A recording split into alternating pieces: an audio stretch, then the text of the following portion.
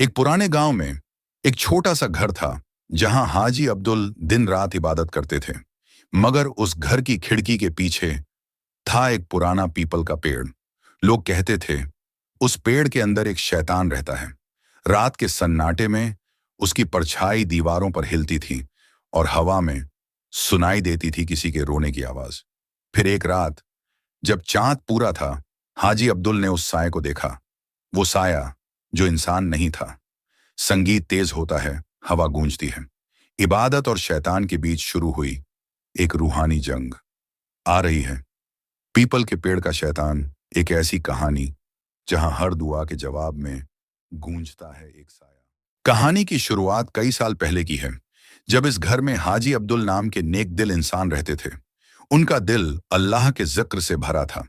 वे दिन रात इबादत करते, गरीबों की मदद करते और बच्चों को कुरान पढ़ना सिखाते थे। लेकिन उनके घर के पीछे जो पीपल का पेड़ था, उसके बारे में वे हमेशा सोच में रहते। कई बार रात के सन्नाटे में उस पेड़ से सरसराहट, फुसफुसाहट और किसी के हंसने की हल्की आवाज आती थी। पहले तो उन्होंने इसे हवा का खेल समझा, लेकिन धीरे धीरे बातें बढ़ने लगीं। एक रात जब हाजी अब्दुल तहज्जुद की नमाज पढ़ रहे थे, तभी अचानक खिड़की के पर्दे अपने आप हिलने लगे। हवा बंद थी, लेकिन पर्दा ऐसे लहरा रहा था मानो कोई उसके पीछे से गुजर रहा हो। उन्होंने तिलावत रोक दी और धीरे से औजु बिल्लाहि मिनश शैतानिर रजीम पढ़ा। तभी खिड़की के पार से एक साया गुजरा, काला, लंबा, और उसकी आंखें लाल चमक रही थीं। हाजी अब्दुल की रूह कांप गई, लेकिन उन्होंने डर के बजाय सजदा किया और कहा, ऐ मेरे रब, मुझे हर बुराई से महफूज रख। अगली सुबह उन्होंने गांव के मौलवी साहब को बुलाया और सारा हाल बताया। मौलवी साहब ने कहा, हाजी साहब, यह कोई आम साया नहीं, यह उस पीपल के पेड़ में रहने वाला जिन्न है जो बहुत पुराने जमाने से यहाँ कैद है। तुम डरना मत, बस रोज आयतुल कुर्सी, सूरह अल बाकरा और सूरह जिन पढ़ो। इंसान को कोई जिन्न नुकसान नहीं पहुंचा सकता जब तक वो अल्लाह का जिक्र करता है। हाजी अब्दुल ने वैसा ही किया, लेकिन शैतान शांत नहीं हुआ।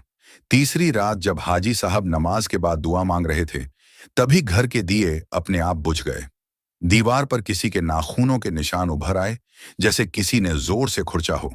कमरे में ठंडी हवा फैल गई और पेड़ के पीछे से वही आवाज आई, यह मेरी जगह है, यहां से चले जाओ। उसकी आवाज भारी और गूंजदार थी, जैसे धरती के भीतर से आ रही हो। हाजी अब्दुल ने कांपते हुए कहा, यह जमीन अल्लाह की है, किसी शैतान की नहीं।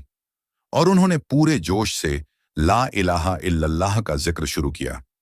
उस वक्त घर के आसपास जैसे बिजली कौंधी, खिड़कियां जोर से बंद हो गईं और पीपल के पेड़ से हल्का सा धुआं उठने लगा।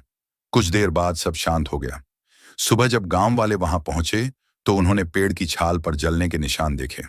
किसी ने कहा, शायद रात को बिजली गिरी होगी। लेकिन जो लोग करीब गए, उन्होंने कहा कि वहां से अजीब सी बदबू आ रही थी, जैसे कुछ सड़ गया हो। उसी दिन से गांव वालों ने उस घर की इज्जत और बढ़ा दी, क्योंकि उन्हें लगा कि हाजी साहब की इबादत ने शैतान को जला दिया है। लेकिन हाजी अब्दुल जानते थे कि यह लड़ाई खत्म नहीं हुई है। अगले कुछ दिनों तक उन्होंने और सख्ती से इबादत की। हर फज्र के बाद पेड़ के पास जाकर कुरान की तिलावत करते और घर की दीवारों पर बिस्मिल्लाह लिखवाया।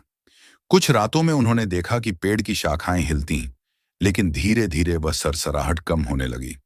एक हफ्ते बाद उन्होंने ख्वाब में देखा कि एक काला साया उनके सामने खड़ा है, मगर अब उसकी आंखों में गुस्सा नहीं था। उसने धीमी आवाज में कहा, मुझे अब यहां चैन नहीं मिलता, तुम्हारी इबादत ने मुझे जला दिया है।